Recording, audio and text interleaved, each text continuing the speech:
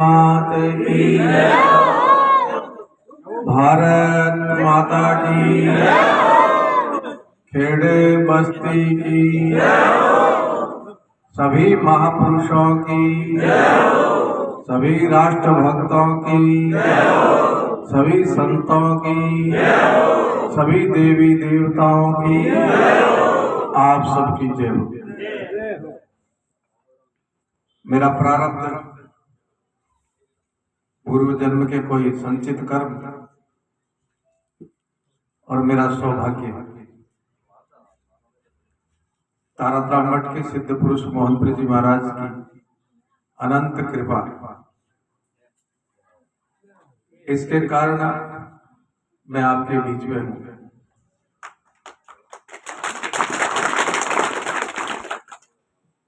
ये शरीर गुरु महाराज जी का दिया हुआ है और सब कुछ गुरु महाराज जी का है। ऐसे सिद्ध पुरुष मोहनपुरी जी महाराज को हम सब लोग स्मरण करते हुए उनको वंदन करते हैं।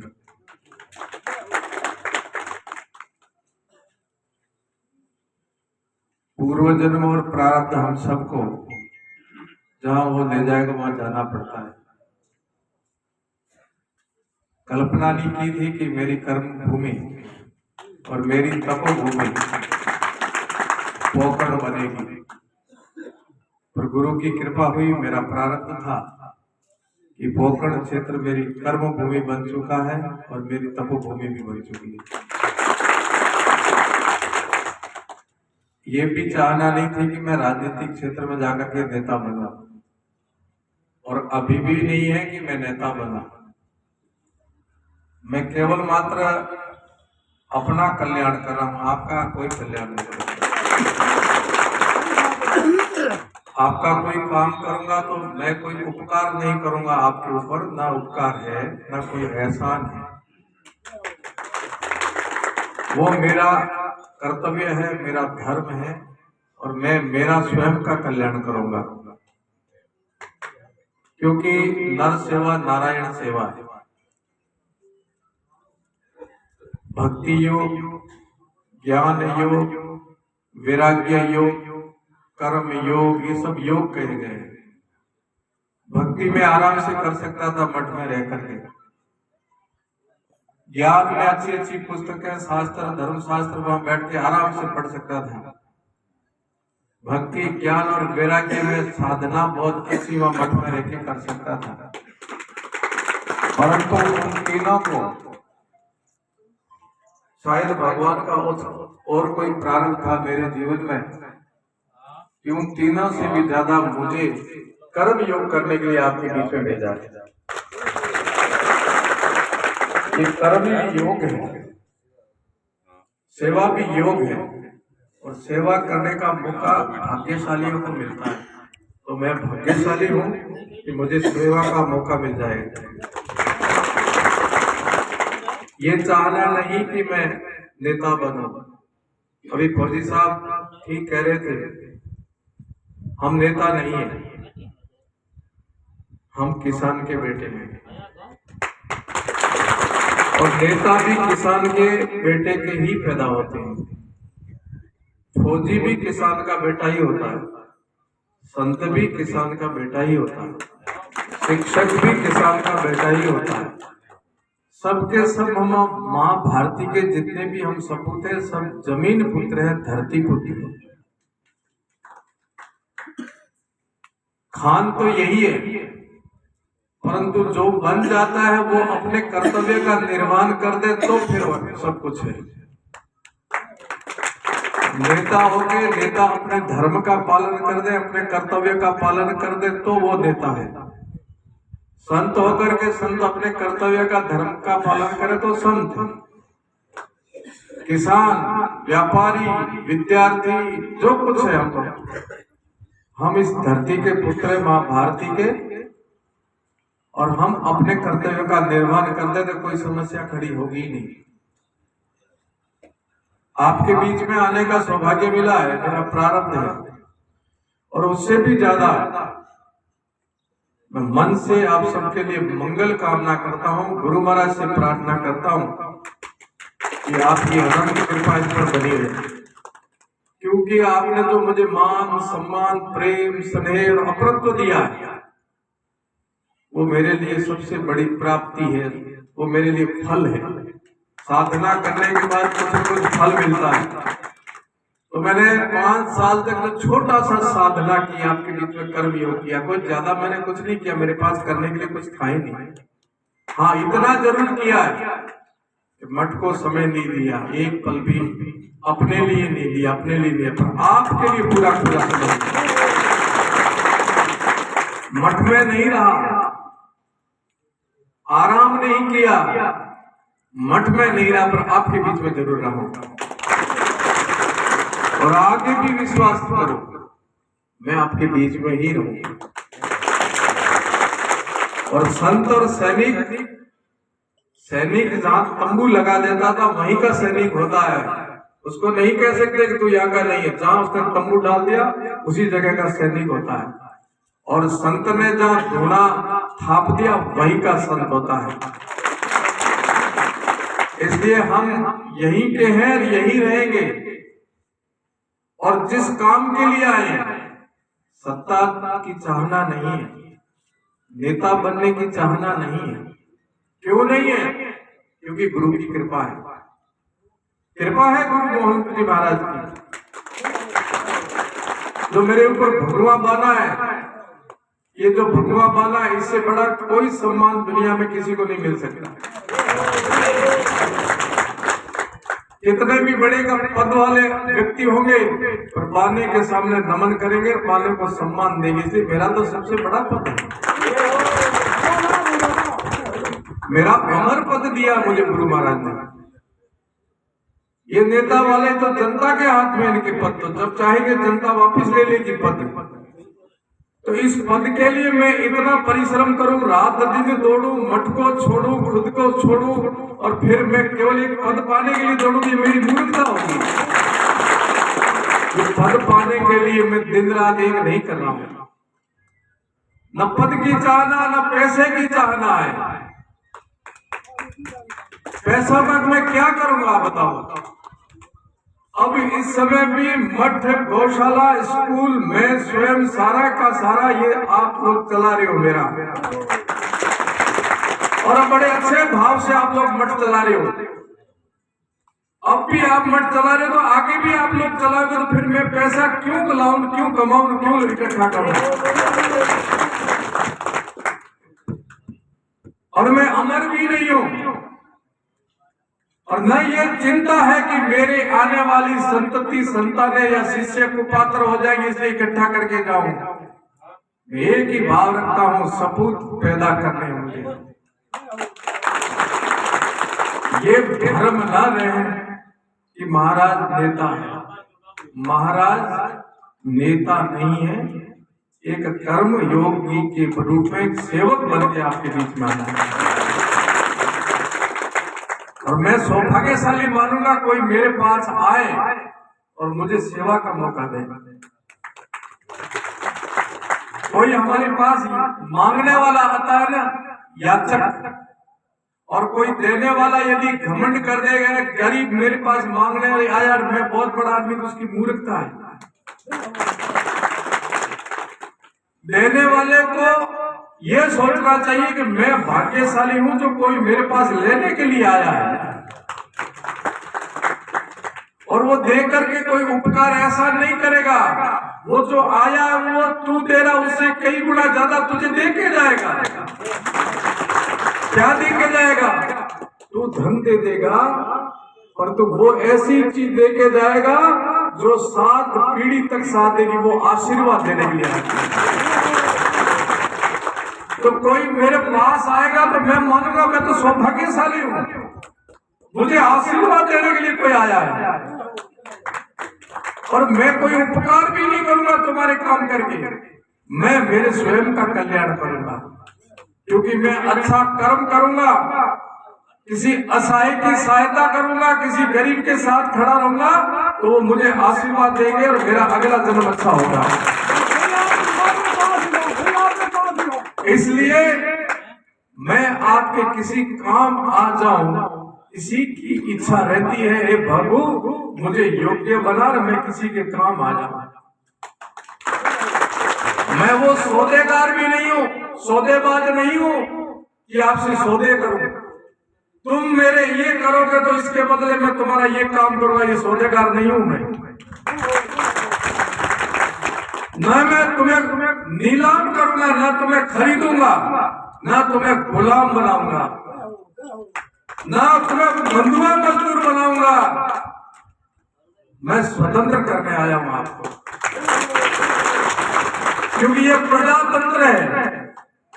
प्रजातंत्र में स्वतंत्र रहना चाहिए। मैं कोई काम करूं और उसके बदले में आपको बाध्य करूं कि वोट मुझे देना, तो ये मेरी सबसे बड़ी भूल है।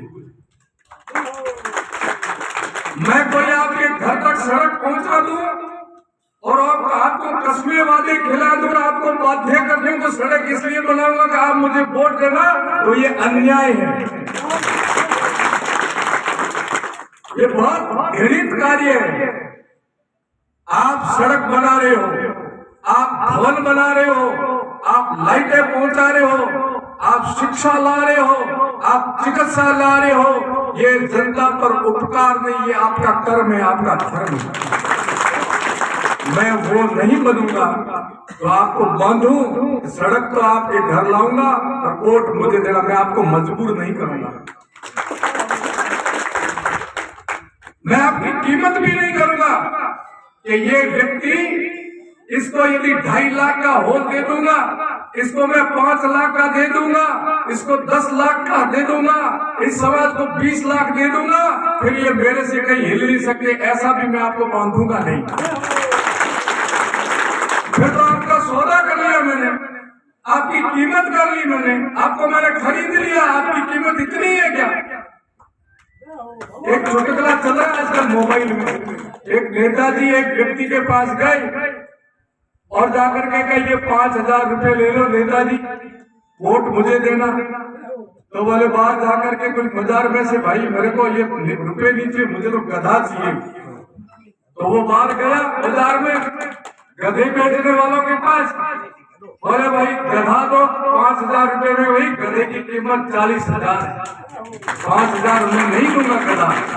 5,000 में गधा नहीं मिला। वो वापिस आया, नेताजी भी खड़े थे, जिसको 5,000 दे थे वही खड़ा था, जो गधा खरीदने वाला था वो वापिस आया। उसने कहा साहब गधा 5,000 में नहीं मिल रहा, 40,000 से नीचे गधा नहीं मिलता। तो जो पैसे जिसको दे रहे थे उसने कहा नेताजी आपने तो मेरी गधे से भी कम कीमत आंक दी। हम ऐसे कीमत नहीं करने वाले हैं। आपकी कीमत नहीं करेंगे कि आप कितने में बिकोगे। हम आपको स्वतंत्र रखेंगे। ये प्रजातंत्र है, बंधुआ मजदूर बन के नहीं रहना है। हम आपको आपके लिए स्वतंत्रता लाए और आपका जो अधिकार है वो आपको दिलाएंगे। मुझे नहीं चाहता कि मैं परमानेंट राजनीतिक कुर्सी से चिपका रहूं, क्योंकि मेरे पास जो कुर्सी है, जो पद है, वो बहुत ऊंचा है। पर मैं पारदर्शिता जरूर लाना चाहता हूं। जो भ्रष्टाचार हो रहा है, जो अन्याय हो रहा है, जो अत्याचार हो रहा है और राजनीतिक क्षय में हो रहा है, ऐसे नेताओं का आगे बढ़ना बंद करने के लिए तब देश आगे बढ़ेगा। सभी विचारधारा से भगवान राम को भी स्वीकार नहीं करेंगे। कुछ लोग अपनी अपनी मान्यता होगी, सब लोग मोदी जी को भी स्वीकार नहीं करेंगे। तो सब लोग, मैं भी मानता हूं, मुझे भी स्वीकार करेंगे नहीं, कुछ समय लगेगा। परंतु सब जानते हैं कि मोदी जी क्या कर रहे हैं।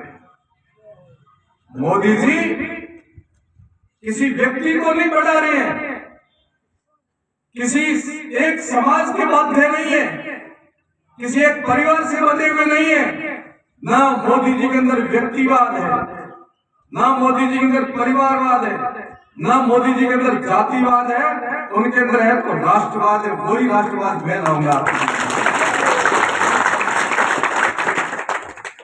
और मैं कई बार कह चुका हूं कि मानसिकता से ये बाहर निकालना कि साधु किसी एक जाति का होता है, साधु किसी एक जगह का होता है। साधु और देवता किसी एक जाति के और एक जगह के नहीं होते हैं। बाबा रामदेव जी तंवरों में पैदा हुए, क्या तंवरों के लिए पूरे जो उनको भाते उसके साथ बाबा रामदेव जी की कृपा होती है। मुसलमान भी यदि रामदेव जी की पूजा करते तो उन पर भी कृपा करते हैं। रामदेव जी रामलीला में पैदा हुए तो केवल रामलीला के नहीं, वो सबके हैं। ठीक ऐसे संत भी सबका होता है और सब जगह का होता है। मैं संत हूं,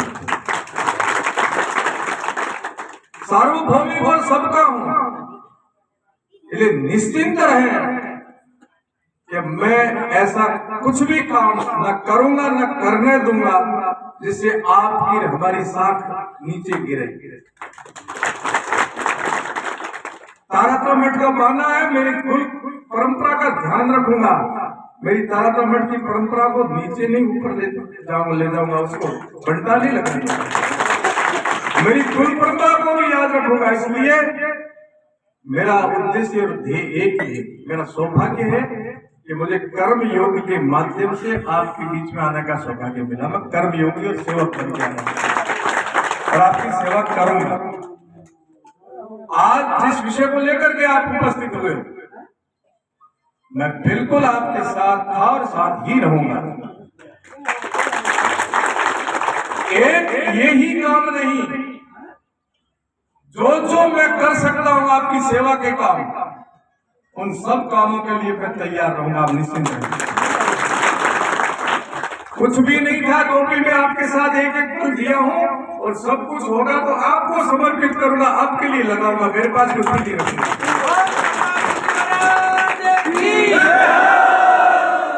फिर मेरा उत्तरदायित्व बढ़ेगा, मेरी जिम्मेवारी बढ़ेगी।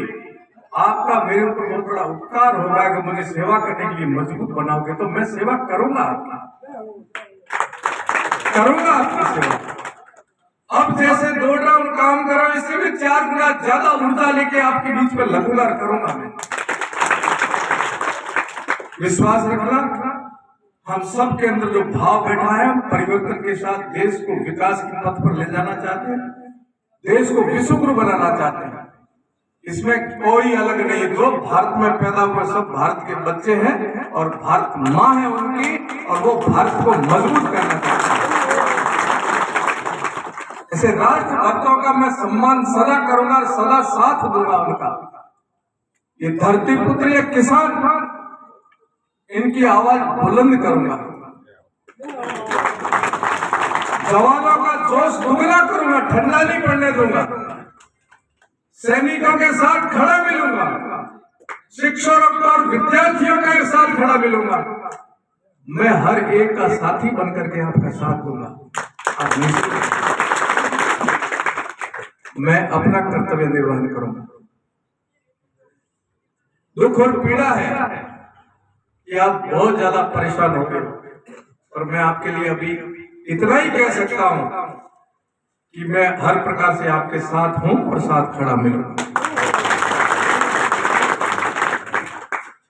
बिल्कुल विश्वास रखना, परंतु मुझे उस मंजिल तक पहुंचाने वाले आप ही हो, तभी तो मैं कुछ कर पाऊंगा।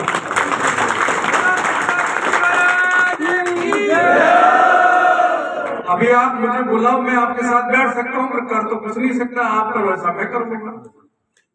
और आप यदि मुझे मजबूर करके किसी ऐसी जगह बिठाओगे, आपके लिए नहीं करूंगा, तो मैं एक प्रकार से अन्यायी हूं, पापी हूं। मैं मेरे कर्तव्य का निर्वहन करूंगा। कानून के दायरे में निश्चय ही कहीं न कहीं कोई हुई है गड़बड़, निश्चय ही आपको संतुष्ट करूंगा, जांच करवाऊंगा। आपको न्याय मिलेगा, आपके न्याय में मैं साथ खड़ा रहूंगा। आप निश्चिंत, आप और हम कोई अलग नहीं है, एक दूसरे के साथी हैं। और ऐसा ही होगा, बैठ करके इसका कोई रास्ता आप निकालो। मेरी जहां जरूरत है वहां मैं आपके साथ चलूंगा।